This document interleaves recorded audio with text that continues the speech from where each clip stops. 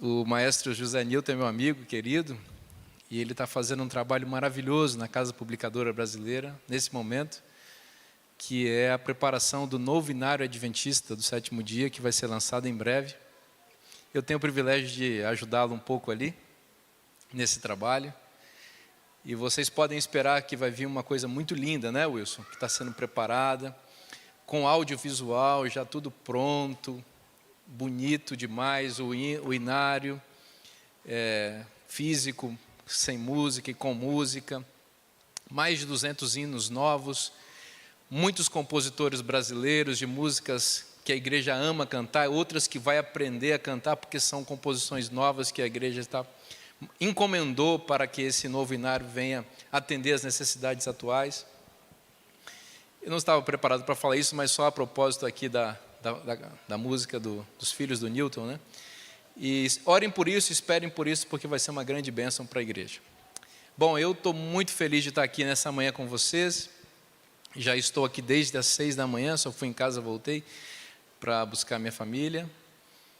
Hoje eu estava brincando que eu sou Mangueiras desde criancinha, né? Porque a gente está aqui desde as 6. E é uma alegria muito grande, me sentindo muito bem aqui, muito bem recebido por todos, um clima espiritual maravilhoso. E eu estou sentindo a presença de Deus. Nós estamos encerrando os 10 dias de oração, que foi uma grande bênção. E neste ano, nós nos concentramos no tema das 3 mensagens angélicas e a oração. E eu não poderia pregar outro tema que não fosse esse, as 3 mensagens angélicas. Eu intitulei esse sermão de O Último Sermão. Eu acabei pensando um pouco e me baseando numa poesia muito bonita do poeta brasileiro Manuel Bandeira. Ele escreveu um poema que não foi o último, mas que ele intitulou O Último Poema, o meu último poema. E ele fez um poema sobre como ele gostaria que fosse o seu último poema.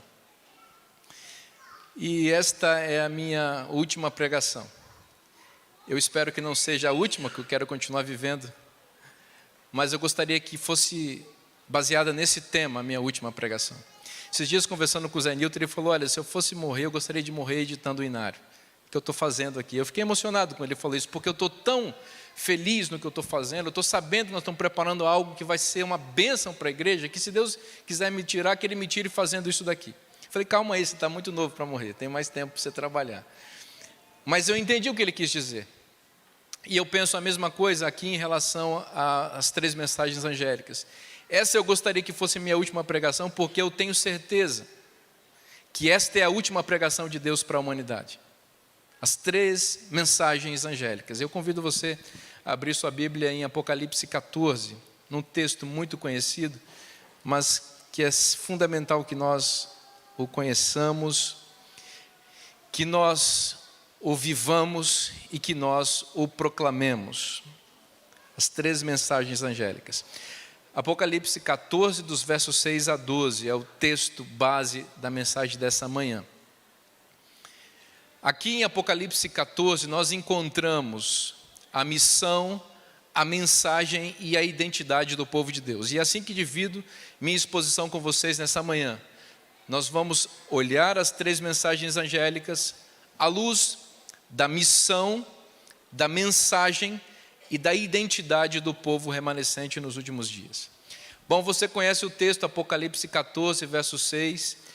Vi outro anjo voando pelo meio do céu, tendo um evangelho eterno para pregar a todos que se assentam, a cada nação, tribo, que se assentam sobre a terra, a cada nação, tribo, língua e povo, dizendo em grande voz, temei a Deus e dai-lhe glória, pois é chegada a hora do seu juízo, e adorai aquele que fez o céu e a terra e o mar e as fontes das águas.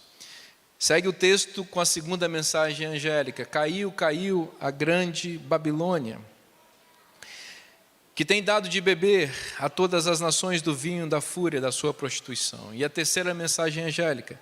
Seguiu-se a este outro anjo, dizendo em grande voz, se alguém adora a besta e a sua imagem, e recebe a sua marca na fronte ou sobre a mão, também este beberá do vinho, do cálice de Deus, preparado sem mistura, do cálice da sua ira, e será atormentado com fogo e enxofre diante dos santos anjos e na presença do Cordeiro.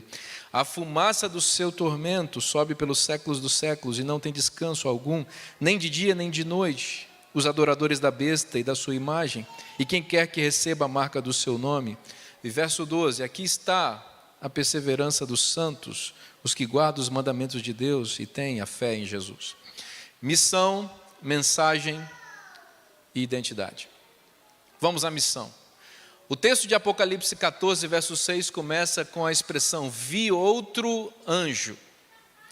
Vocês sabem que o Apocalipse, ele usa uma linguagem simbólica, portanto, os termos que são usados aqui representam outros significados. O que é o anjo? Então, o anjo é um mensageiro, o anjo é a igreja de Deus, o anjo sou eu e você.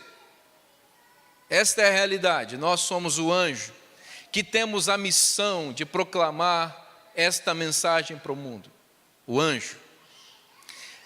E vamos continuando, decodificando os termos simbólicos. O anjo está apresentado fazendo o que aí? Ele está voando. Bom, isso é uma linguagem simbólica. A igreja não está num avião. A igreja não está batendo asas, a igreja está voando simbolicamente.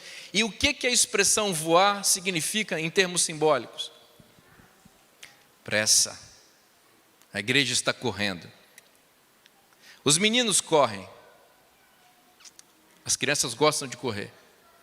Agora, não é comum nós vermos homens e mulheres adultas ou adultos correndo. Quando você vê uma pessoa adulta correndo, o que você pensa? Bom, ou tem a polícia vindo atrás, ou aconteceu alguma coisa muito grave, muito importante. Eu estou aqui conversando com vocês, não é? Mas se alguém falar para mim assim agora, essa frase, ó, a bolsa rompeu. Vocês acham que eu vou ficar conversando com calma aqui com vocês?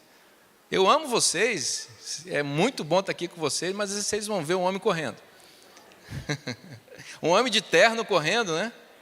Vocês já imaginam o Wilson Garcia correndo aqui nos corredores da igreja? Não é comum ver um diretor correndo. Pastor Edson correndo, já viram o pastor Edson? O pastor Lima correndo, já imagina? Com aquela classe toda. Alguma coisa importante aconteceu, não? O anjo está voando. Por que ele voa? Porque ele tem pressa. E a pressa, obrigado doutor, e a pressa, ela diz sobre algo importante que acontece. É a missão. É a realidade de que algo urgente está para acontecer e que precisa ser anunciado. Por isso, ele voa. Veja, o texto diz que ele está voando também por um lugar. Ele voa onde? Pelo meio do céu. Bom, o que é o céu aí nessa linguagem simbólica? Hein? O céu, diz a Bíblia que os céus proclamam a glória de Deus e o firmamento anuncia as obras de suas mãos. O céu é o telão de Deus. O anjo está voando pelo meio do céu e isso revela a abrangência de sua mensagem. Ele não está dando um rasante no pátio daqui da Igreja das Mangueiras ou aqui em Tatuí. Ele está voando pelo meio do céu porque ele quer levar a mensagem para todo mundo ver. Vocês já viram, né? O esquadrão da fumaça, né? Passa no céu e deixa aquele rastro lindo. Ou então quando um marido apaixonado ou desesperado quer dar uma mensagem de amor para sua esposa, já viram isso? O aviãozinho passa e atrás tem uma mensagem, querida, eu amo você, volta para mim. Está lá. É alguém que está querendo falar para todo mundo. Esses dias eu estava chegando em casa e eu vi uma cena lindíssima. Acho que vocês viram também, não? A lua, mas estava gigante. Eu ia subindo o morrinho da minha casa, parecia que a lua queria engolir o mundo, sabe? Entrar dentro do meu carro. Estava linda a lua, cheia. Os céus proclamando a glória de Deus. Todo mundo estava vendo aquilo. Para todo olho ver. Por isso o anjo voa pelo meio do céu. E essa linguagem simbólica da abrangência é reforçada em linguagem denotativa, objetiva, ao dizer que o anjo tem uma mensagem a proclamar a cada nação, tribo, língua e povo. É para todo mundo. Todo mundo tem que saber o que esse anjo apressado tem a dizer.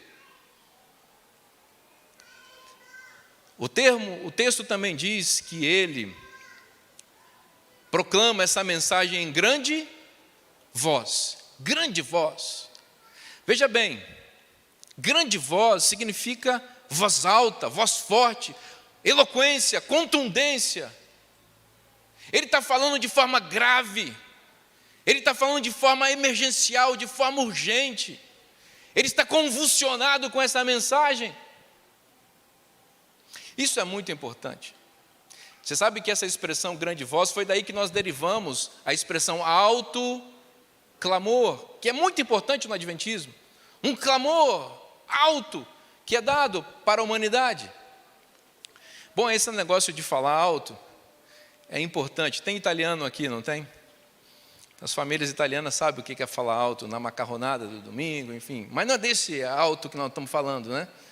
Eu sei porque eu casei com uma italiana, e o pai dela é um italianão daqueles, né?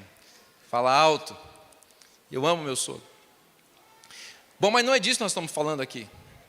Nós estamos falando de coisas mais ou menos assim, ó. Quem é pai sabe. Você coloca o celular aqui em cima da mesa e fala para o seu filho ou para a sua filha para não mexer. Mas você tem duas formas de falar. A primeira é assim, ó. Não mexe nisso aqui, você está me entendendo? A outra você diz assim, meu filho, eu amo tanto você, que eu gostaria que você não mexesse nesse celular, tá bom? Se você puder, você não mexe. Você vai virar as costas, o que vai acontecer? Ele vai mexer. A grande voz aqui significa que o anjo está entendendo que ele precisa materializar na sua forma, na sua abordagem, no seu método, um jeito impressivo, impressionante, para que a pessoa entenda a urgência. É como alguém que está andando num precipício e está achando que está andando numa avenida segura. Você não pode dizer para ela, ei, você é lindo, eu amo você, tá? Vai devagarzinho. Você tem que dizer, tem um precipício aí. Não grita muito, senão ela pode cair assustada. Mas você tem que falar para ela de uma forma que ela entenda a gravidade do que está acontecendo. E isso aí é a grande voz. Isso significa o que para a igreja? Que a igreja precisa entender a seriedade da sua mensagem. Ela precisa entender que a sua mensagem é o único remédio, a única vacina do mundo. E ela precisa proclamar isso para as pessoas. E as pessoas precisam ver isso, não apenas cognitivamente, mas integralmente. Grande voz. Isso significa a expressão. Estamos na missão, hein? O tópico da missão. Bom, e o termo diz, outro termo que aparece aí, que esse anjo tem um evangelho para fazer o quê? Você está acompanhando aí, Apocalipse 14, verso 6, ele tem um evangelho para quê? Pregar.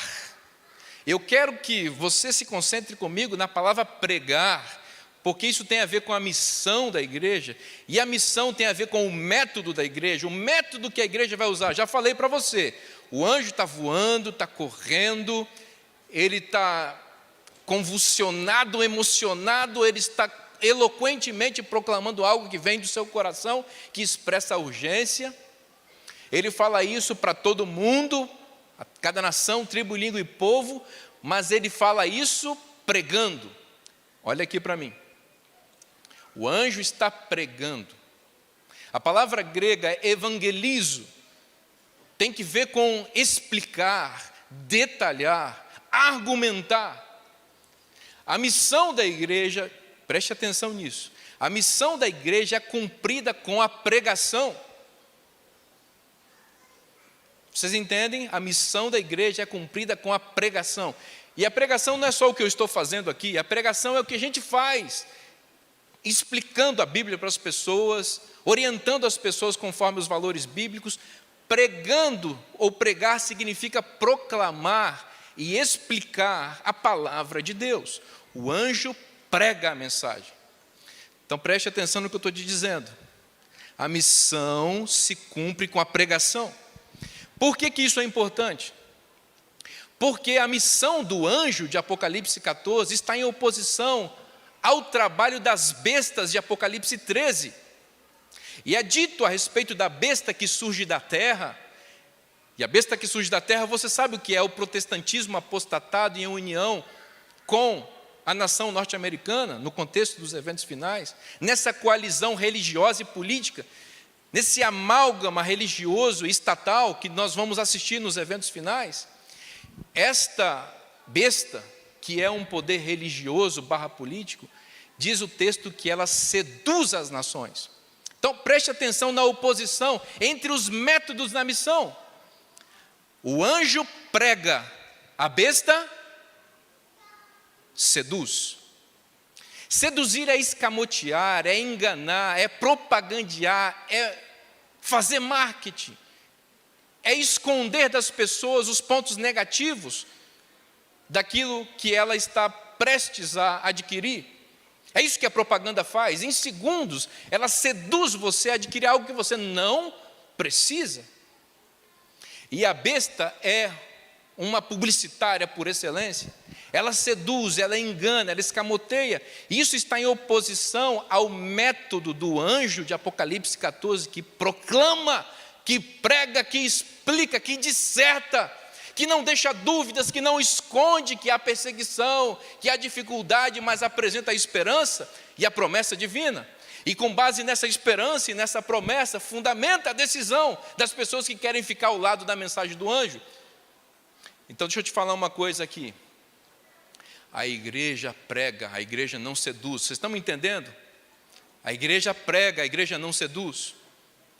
Nós estamos aqui para ensinar as pessoas, para proclamar a verdade e não diminuir, reduzir, retirar pontos de nossa mensagem que supostamente podem ser problemáticos para alguém que não queira ouvir a nossa mensagem, ou então reduzirmos o nosso culto e a nossa abordagem missionária a momentos apenas de satisfação, momentos no culto em que a gente fica só contemplando, pensando, meditando, louvando e tirando das pessoas a única oportunidade que elas têm de salvação, que é ouvir a palavra de Deus.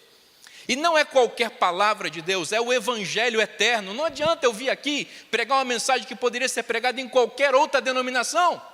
Não fomos chamados para isso. Fomos chamados para pregar o que o texto diz. Evangelho o quê? O evangelho eterno. Então eu estou falando isso com vocês porque isso é muito importante. Nós estamos na tentação de suavizar nossa mensagem e de incorporar metodologias sedutoras em nosso louvor e adoração, em nossa liturgia, para nos parecer mais simpático às pessoas, contextualizando indevidamente o evangelho, adulterando o evangelho, para que as pessoas se sintam bem na presença de Deus e saiam mais vazias do que entraram aqui. Então nós somos chamados a pregar o evangelho. Pensem nisso, quando você lê essa mensagem. Pregar, isso está em oposição a seduzir. Nós não somos sedutores, nós somos pregadores. Bom, vamos ao segundo tópico. Primeiro, missão. A missão a gente já disse o que é. É pregar a toda a nação, tribo, língua e povo. A abrangência, contundência, pressa, urgência. Isso é missão. Vamos ao segundo tom. O segundo ponto, que é a mensagem. Bom, a mensagem, ela é muito importante. Bom, a mensagem aparece já a partir do verso 7. E ela está em conexão com a expressão evangelho eterno. Então vamos lá. Acompanhe comigo o raciocínio. A mensagem é o que o anjo diz. E o texto diz que o anjo proclama o evangelho eterno. Então vamos pensar, o que eu e você temos que pregar? Qual é a nossa mensagem? Qual é a nossa mensagem? Simples, o evangelho eterno. Agora, você já parou para pensar que essa expressão, ela tem duas palavras? Um substantivo, evangelho, e o adjetivo eterno. o substantivo evangelho e o adjetivo eterno. Bom, toda composição nominal, expressões linguísticas que recebem um adjetivo, todo substantivo que recebe um adjetivo, recebe porque o substantivo ele é comum. E o adjetivo ele especifica, torna próprio, por assim dizer, aquele substantivo. Isso significa que existem muitos evangelhos. O próprio apóstolo Paulo estava consciente da existência de muitos evangelhos em seu tempo. Ele diz em Gálatas que aquele que pregar o quê? Outro evangelho deve ser considerado anátema. O Senhor Jesus Cristo também, consciente disso, resolveu caracterizar o tipo de evangelho que seria pregado a todo mundo em testemunha a todas as nações para que o fim viesse. Que evangelho ele falou? O evangelho do reino. Veja, se há necessidade de caracterizar, de adjetivar, é porque existem outros tipos. Bom, deixa eu dizer uma coisa a vocês. O Espírito Santo foi cirúrgico ao caracterizar a mensagem dos 3 anjos como o evangelho eterno, porque ele estava consciente da existência nos últimos dias de muitos evangelhos. Eu poderia listar alguns aqui para vocês. Vamos lá, existe o evangelho da prosperidade. Já ouviram falar? O evangelho da prosperidade é isso. Quem tem 100 passar 50 para cá, e quem não tem dá um jeito de arrumar. Esse é o evangelho da prosperidade. Existe o evangelho da libertação. Já ouviu falar na teologia da libertação? É o evangelho da libertação. O que é isso? É que não existe esperança futura, não existe volta de Jesus, não existe vida depois que a gente morre, não existe ressurreição, só existe o aqui e agora. É um materialismo histórico de Karl Marx aplicado à religião. Esse é o evangelho da libertação. Isso nasceu na teologia católica sul-americana e se expandiu pelo mundo. E existe uma vertente evangélica para isso, usando os termos claros aqui para vocês, chamada teologia de missão integral, que é basicamente assumir os pressupostos marxistas, socialistas e aplicar a religião. Então esquece do futuro e vamos para a luta de classes. O problema do mundo é o rico oprimindo o pobre. O problema do mundo é o negro sendo oprimido pelo branco. O problema do mundo é a mulher sendo oprimida pelo homem. Então vamos resolver esses problemas de conflitos sociais e nós cumprimos o evangelho. Esse é o evangelho da libertação. É esse evangelho que eu tenho que pregar? Que você foi chamado a pregar? Não. Existe também o evangelho social, que eu vou chamar hoje, que é um pouquinho diferente do evangelho da libertação, ou a teologia de missão integral. Aliás, o evangelho cultural.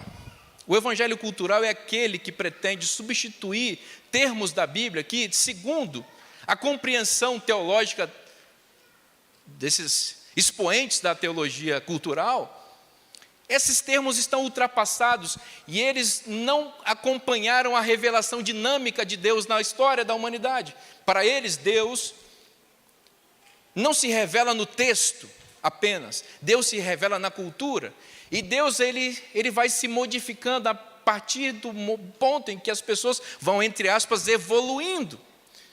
Então, se uma compreensão no tempo em que a Bíblia foi escrita não era acessível à humanidade, Deus permitiu que essa compreensão fosse registrada, mas com o avanço da civilização e da cultura, Deus atualiza a sua revelação para que as pessoas possam ter uma dimensão mais ampla do seu caráter e do seu amor. Então, se Deus condenou determinada prática no passado, é porque a cultura daquele tempo não aceitava aquela prática. Hoje, a cultura aceita, significa que Deus ampliou o conhecimento dele para a humanidade. Então, se Deus condena, vou dizer claramente, se Deus condena o homossexualismo claramente na Bíblia, isso é um retrato, um recorte de um momento cultural ultrapassado na humanidade. Nós precisamos atualizar a Bíblia porque Deus se manifesta no avanço civilizatório da cultura. Esse é o evangelho da cultura. Eu pergunto a vocês, é esse evangelho que nós somos chamados a pregar? Nós somos chamados a pregar o evangelho eterno. Bom, e a pergunta de $1 milhão é: qual é o evangelho eterno? Bom, eu disse a vocês, o texto explica qual é o evangelho eterno. Está aí, a partir do verso 7. Se você olhar, você vai perceber que o anjo proclama em grande voz, 2 pontos. Tudo que vem depois dos 2 pontos é uma explicação do que é o Evangelho eterno. E aqui nós encontramos um tópico, ou tópicos que resumem a pregação do anjo de Apocalipse 14. Diz lá o texto: temei a Deus e dai-lhe glória. O que é isso daí? Temer a Deus e dar glória a Deus. Qual o significado disso? Bom, temer a Deus significa então que nós temos que dizer às pessoas que têm que morrer de medo de Deus. É isso daí? Ah, então não é, pastor. Então temer a Deus é dizer às pessoas que elas têm que respeitar a Deus, está certo? É. Agora você acha mesmo que precisa de um anjo voando pelo meio do céu, proclamando em grande voz uma coisa que minha avó já fala para mim desde que eu nasci? Que vó da gente não fala que a gente tem que temer a quem? Ou respeitar melhor? Respeitar a Deus. O respeito a Deus está implícito aqui, a reverência está implícita, mas não é isso, meus irmãos. Ou pelo menos não é isso apenas. O que significa temer a Deus? Se você quer entender a linguagem simbólica do Apocalipse, você precisa recorrer ao Antigo Testamento e ao uso que os profetas fizeram no Antigo Testamento de determinadas expressões que são citadas no Apocalipse. A expressão temei a Deus é uma citação do Antigo Testamento. Ela é uma modificação linguística de uma expressão que nós conhecemos muito, que aparece muito nos Salmos, nos Provérbios, mas em toda a Bíblia no Antigo Testamento, que é a expressão o temor do Senhor. O temor do Senhor. Você conhece, né? Vamos lá. O temor do Senhor é o princípio da sabedoria. Várias vezes aparece essa expressão na Bíblia. E o que Davi, Salomão, Moisés queriam dizer com essa expressão? Eles mesmos nos explicaram. Eu vou ler com vocês algumas passagens para vocês verem comigo. Deixa a sua Bíblia aberta em Apocalipse 14 e vá comigo, por exemplo, a Deuteronômio capítulo 13, verso 4. Deuteronômio 13, verso 4. Porque você vai entender hoje o que significa o temor do Senhor. Se você ainda não sabia o significado. Veja, Deuteronômio 13, versículo 4 diz assim: Moisés dizendo: andareis após o Senhor vosso Deus, e a Ele o quê? Temereis. Tem ponto e vírgula aí, não tem? O que significa isso? Que agora ele vai explicar o que é temer a Deus. Guardareis os seus mandamentos, ouvireis a sua voz, e a Ele servireis, e a Ele vos chegareis. Então, de acordo com o nosso amigo Moisés aqui, o que é temer a Deus? Guardar os seus mandamentos. Você conhece Eclesiastes 12, não conhece? Ali no finzinho do sermão de Salomão, ele diz que o que se espera da humanidade? A suma é: tema a Deus e guarda os seus mandamentos. Bom, tema a Deus e guarda os seus mandamentos. Algumas pessoas vão dizer, então Deus espera que a gente faça 2 coisas diferentes uma da outra. Uma, tema a Deus, e a segunda, guarda os seus mandamentos. Bom, isso é um descuido interpretativo, porque este e aí, que está entre as 2 expressões, temei a Deus e guardar os seus mandamentos, na verdade, na língua original, é uma palavra que pode ser traduzida ou deveria ser traduzida como a expressão ou seja. No original é um vav explicativo. É uma palavra que serve para unir 2 expressões explicando o significado uma da outra. Temei a Deus, ou seja, guarde os seus mandamentos. Então, quando o anjo de Apocalipse 14 está dizendo temei a Deus, qual é a tradução? Qual é a tecla SAP? Isso tem uma coisa bem antiga que eu falei agora, tecla SAP, né? Qual é o significado dessa expressão na Bíblia? Temer a Deus significa o quê? Guardem os seus mandamentos, ou guardem os mandamentos de Deus. Poderia citar mais passagens, por exemplo, Salmo 19. O Salmo 19, a partir do verso 7, tem uma lista de frases paralelas. Na linguagem ou na poesia hebraica, o paralelismo também é usado para repetir o mesmo significado com outras palavras. A lei do Senhor é perfeita e restaura a alma. A lei do Senhor é. Depois ele fala, repetindo o mesmo significado, os juízos do Senhor são. Depois ele diz, o mandamento do Senhor é. O que ele quer dizer com isso? Que lei, mandamento e temor, porque é isso que eu não falei para vocês, né? Lá está escrito, o temor do Senhor é. O temor do Senhor é, o mandamento do Senhor é. Mandamento e temor estão colocados em posição paralela, significando que tem o mesmo sentido. Então, temer a Deus, na Bíblia, é guardar os mandamentos. Então, qual é o Evangelho eterno? Primeiro tópico do Evangelho eterno. Guarde os mandamentos. Espera aí, pastor Vinícius, eu fiquei sabendo que o Evangelho fala da graça e o mandamento fala da lei. Então nós não podemos ser legalistas. Quem foi que falou isso para você? Que quem prega a lei é legalista? Vamos lá, o que é a lei? Os 10 mandamentos são o caráter de quem? De Deus. Me dá uma definição bíblica de Deus, facinha, facinha. Deus é o quê? Amor. Bom, se Deus é amor e os 10 mandamentos são a expressão do seu caráter, como eu mandar as pessoas guardar a lei pode ser algo legalista? O próprio Senhor Jesus Cristo resumiu os 10 mandamentos em 2. E ele disse que os 10 mandamentos são, em essência, 1. Ama a Deus sobre todas as coisas. 2. Ama o próximo como a ti mesmo. Esse é o Evangelho. Veja bem, deixa eu falar uma coisa para vocês. Tem muita gente pregando evangelhos pastosos e gelatinosos por aí e que a lei de Deus não é proclamada. Muita gente, inclusive, supostamente adventista, está seduzida pela pregação da graça sem lei. Isso não existe na Bíblia. Não existe dicotomia ou separação entre fé e obras, lei e graça, evangelho e lei, santificação e justificação. Essas coisas são faces da mesma moeda e não podem ser separadas. O evangelho eterno, ele é integral. Tá?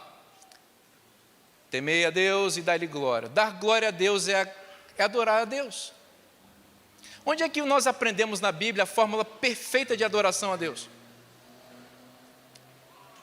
O código de adoração mais amplo da Bíblia são os 10 mandamentos. Primeiro mandamento, não terás outros deuses diante de mim. Isso mostra a exclusividade da adoração. Segundo mandamento, não farás para ti imagem de escultura. Isso mostra a forma que Deus espera que seja adorado. Deus não quer ser adorado de qualquer forma. Terceiro mandamento, não tomarás o nome do Senhor teu Deus em vão. Isso mostra a reverência na adoração. É uma ênfase em relação ao segundo mandamento. Quarto mandamento, lembra-te do dia do sábado para o santificar. É o dia especial para a adoração. Quinto mandamento ao 10º, honra teu pai e tua mãe, não matarás, não adulterarás, não furtarás, não dirás falso testemunho, não cobiçarás. Apresenta a dimensão ética e horizontal da adoração. É quando nós materializamos nossa adoração em amor ao próximo. Então você quer adorar a Deus? Vai para os 10 mandamentos. Por isso que o anjo de Apocalipse 14 diz, temei a Deus e dai-lhe glória. Ou seja, nós somos comissionados urgentemente a pregar para a humanidade como temer e adorar a Deus. E o jeito certo é guardando os seus mandamentos. O texto continua dizendo o quê? Temei a Deus e dai-lhe glória, pois vinda é a hora do seu juízo. Olha só, o que a gente tem que dizer para a humanidade? O que é o evangelho eterno? Proclamação de que há um juízo ocorrendo no céu. Vamos lá, aqui tem advogados, pessoa que entende da lei. Olha aqui para mim. Todo juízo, todo julgamento, toda corte é estabelecida com base em um parâmetro. As pessoas não podem ser julgadas se não houver um parâmetro. No Brasil, por exemplo, nós somos julgados pela Constituição, pelos Códigos Civil e Penal. Nosso comportamento é comparado com esse regulamento, com esse regimento. Então, se nós estamos dizendo para as pessoas que há um juízo no céu, o que nós estamos dizendo em termos pressupostos? Que há um parâmetro pelo qual elas serão avaliadas. E qual é o parâmetro? O apóstolo Tiago nos diz que nós seremos julgados pela lei da liberdade. Que lei é essa que o grande Tiago está dizendo? Não em oposição a Paulo, mas combinando com Paulo. Que a lei de Deus está em vigor e ela é o parâmetro do juízo de Deus.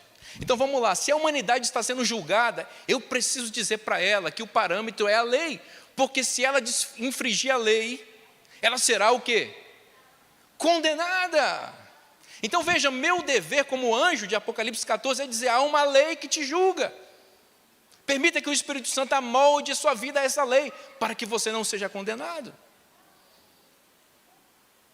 Bom, o anjo segue pregando. Temei a Deus e dá-lhe glória, pois vinda é a hora do seu juízo. E depois ele diz o quê? Adorai aquele que fez o céu e a terra e o mar. Bom,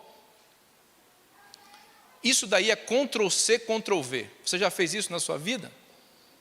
Copiar e colar. João, se fosse escrever a Bíblia hoje, Apocalipse, lá na ilha de Patmos, com sinal de Wi-Fi que de repente pega lá, ele estaria fazendo isso aqui, ó, Ctrl+C. Esse movimento aqui, ó, que eu faço lá na CPB. Ó, Ctrl+C, copiei, Ctrl+V, colei. Copiou e colou da onde, gente? A expressão, aquele que fez o céu e a terra e o mar, é uma citação direta. Se fosse hoje, tinha que botar nota de referência nele. Tinha que botar a nota de rodapé ali, ó. De onde ele tirou isso? Êxodo 20, versículo 11, que é a frase que justifica porque nós temos que guardar o sábado, porque Deus é o Criador do céu, da terra e do mar. Então o que João fez, o anjo fez? Ele colocou no centro, no coração do Evangelho eterno, o sábado. Aí você vai dizer, agora pastor, você exagerou, porque eu fiquei sabendo que sábado é coisa de legalista. Guardar sábado é coisa de legalista. Porque os adventistas são acusados de guardar o sábado e por isso pregarem a salvação pelas obras. Tá bom, eu vou concordar. Os adventistas realmente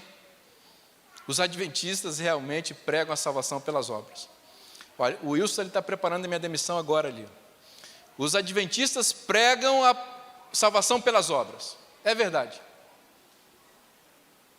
Salvação pelas obras de Deus.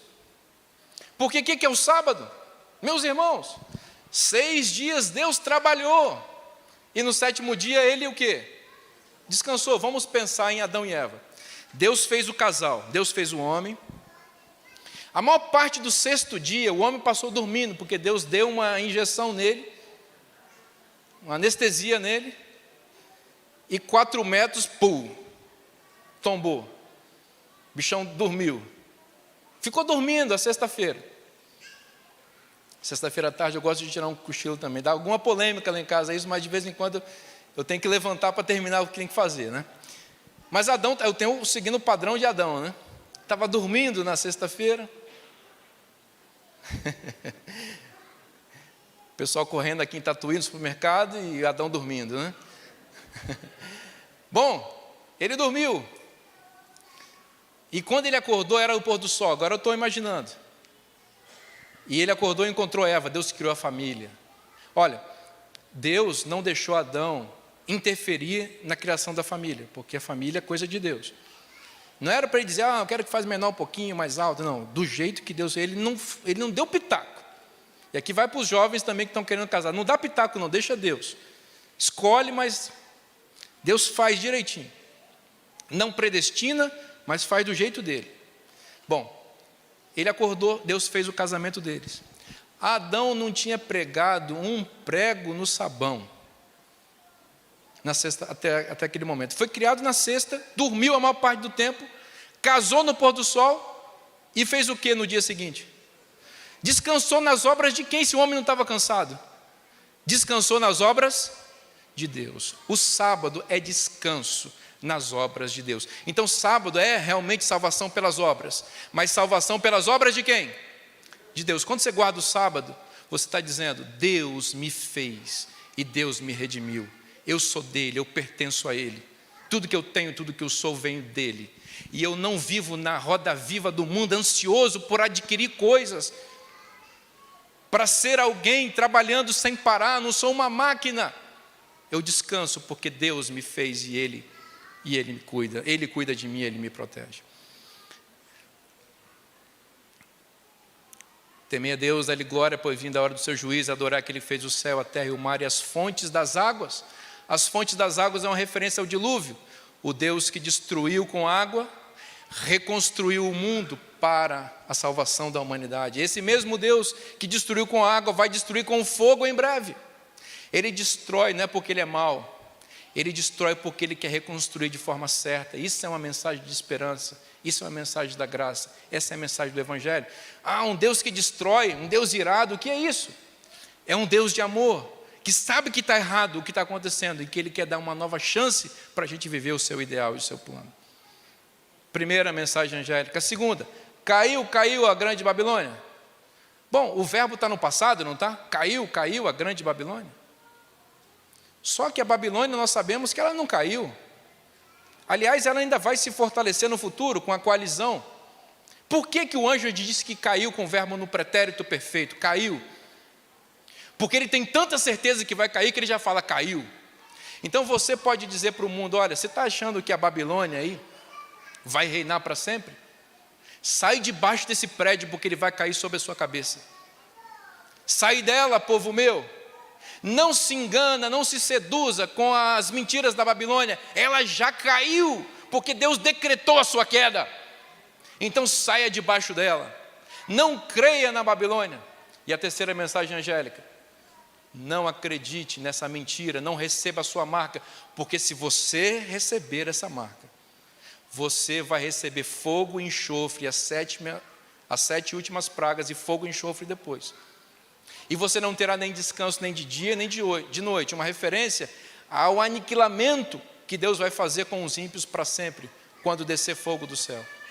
Veja que as 3 mensagens angélicas, elas são uma informação, uma constatação e uma advertência. A informação qual é? A lei de Deus tem que ser guardada. A constatação qual é? Babilônia já caiu. E a advertência qual é? Saia debaixo dela, porque senão você vai receber o juízo divino.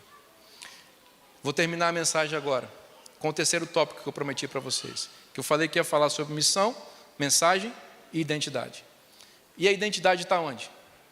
No verso 12. A identidade de quem? Do povo remanescente. Leiam comigo, Apocalipse 14, verso 12. Você conhece essa passagem de cós salteado. Aqui está a perseverança dos santos, os que guardam os mandamentos de Deus e têm a fé em Jesus. Esta passagem é riquíssima. Aqui está a perseverança dos santos. Eu já estudei essa passagem olhando todas as expressões e todos os termos. E é óbvio que a gente vai direto para mandamentos e fé em Jesus, porque isso resume quem nós somos. Está tudo certo. A gente às vezes gosta de olhar para a palavra perseverança, porque tem que ver com paciência, com resiliência, com se manter firmes diante da perseguição do mundo. Está lindo, é isso mesmo. Só que a gente geralmente salta a primeira palavra dessa expressão. Qual é? Aqui. Eu fiquei encabulado com essa palavra grega rod. O que significa essa expressão na Bíblia? Fui pesquisar e eu vi que o uso da palavra aqui na Bíblia só tem um significado de lugar. Como nós, aqui está a perseverança dos santos. Aqui. Deus usa essa expressão para quê então ali? Bom, a terceira mensagem angélica fala da condenação dos ímpios, daqueles que recebem a marca da besta, daqueles que vão receber a condenação final porque foram desobedientes à voz de Deus, preferiram as conveniências do mundo e rejeitaram a lei de Deus e pisaram na lei de Deus e descreram da palavra de Deus, perseguiram o povo de Deus, oprimiram as pessoas que se mantiveram fiéis, Os santos, os 144 mil, foram massacrados, ou serão massacrados no contexto do fim. Uma perseguição sem medida que o holocausto nazista vai pedir desculpa ao que vai acontecer com os cristãos nos eventos finais. Então Deus termina a mensagem dizendo: aqui está a perseverança dos santos, os que guardam os mandamentos de Deus e têm a fé em Jesus. Sabe como eu interpreto esse aqui nessa frase? É como se Deus estivesse publicando quem são seus filhos. Estão aqui, ó. Olha, meus filhos. Eu pensei, por exemplo, na história de Jó, quando Deus perguntou para Satanás: você tem visto o meu servo Jó? Olha o meu servo Jó. Pensei também no batismo de Jesus, quando Deus abriu o céu e disse: este é o meu filho amado, aqui está o meu filho. E eu pensei que essa frase significa o seguinte: que Deus tem orgulho dos seus filhos. Aqui estão os meus filhos. Aqui está um povo perseverante, que não se dobrou diante da mais severa perseguição e opressão, que manteve viva a chama da verdade, guardou os mandamentos. Às vezes a gente acha que guardar os mandamentos é só guardar o sábado, como a gente faz. O sentido não é só esse. O sentido é proteger, guardar.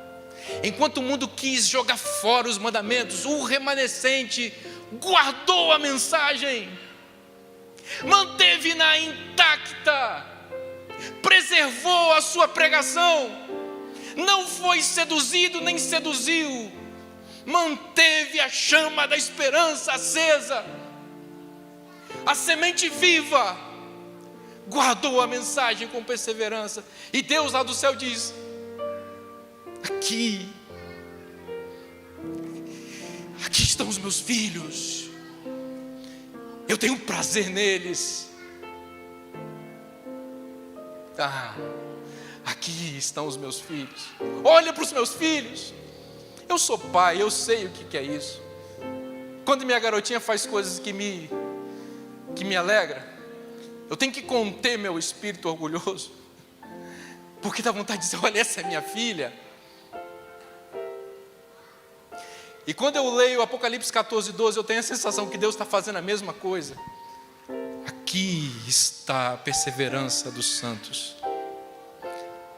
Deus está publicando para o universo inteiro, os mundos não caídos, os anjos saberem o amor, o apreço que Ele tem por seus filhos fiéis, que conhecem, vivem e proclamam em grande voz a última pregação de Deus. Eu quero que um dia Deus olhe para o céu para mim e diga: aqui, meu filho. Quero que Ele olhe para a minha família e diga: aqui estão os meus filhos. E eu quero que Ele olhe para vocês e diga: aqui estão os meus filhos. Eles perseveraram, guardando os mandamentos e a fé em Jesus. Vou chamar minha filhinha para cantar aqui. Ela vai cantar uma música agora, e eu vou fazer um convite a você nessa manhã. Você que é adventista do sétimo dia, e você que não é adventista do sétimo dia ainda, meu convite para você é esse: que venha para Jesus, que venha para o lado da verdade, para que Deus possa um dia olhar para você e dizer: aqui está o meu filho, aqui está a minha filha. Ela guardou, ou ele guardou os meus mandamentos e teve fé em Jesus.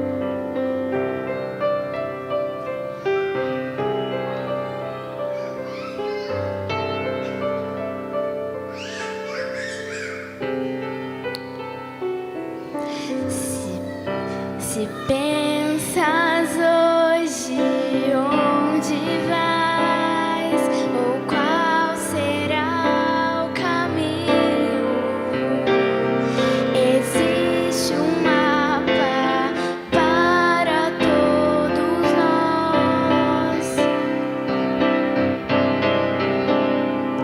Se nós o lermos e o seguirmos aonde ele indica, não nos perderemos, só temos que escolher. Há um tesouro no final da jornada desta vida. Ele é a razão do meu viver. Cristo é o tesouro, Ele é a razão pela qual eu vivo. Será o meu tesouro até eu morrer.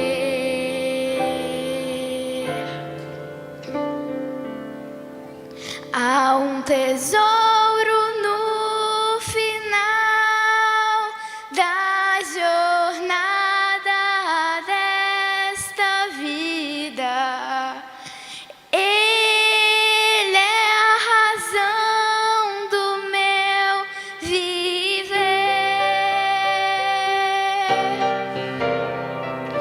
Cristo é o tesouro, Ele é a razão pela qual eu vivo.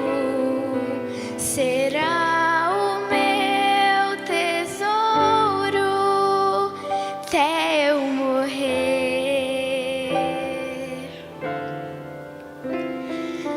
Cristo é meu tesouro até eu morrer.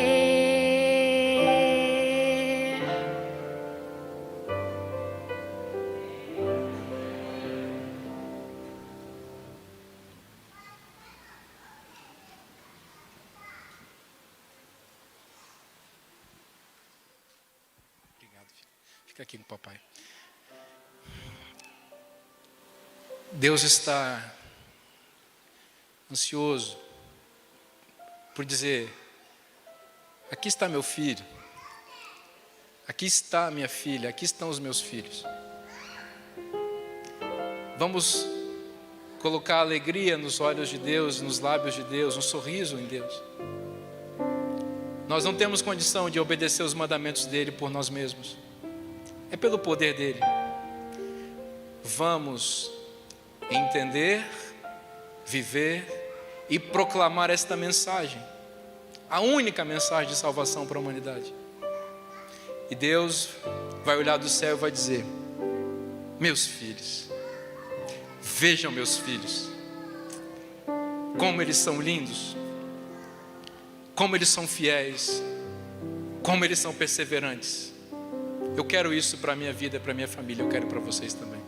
Se você deseja isso, fique em pé e vamos dizer isso juntos para Jesus, que nós somos seus filhos e que Ele pode se orgulhar de nós, porque nós cremos nele e obedecemos a sua palavra.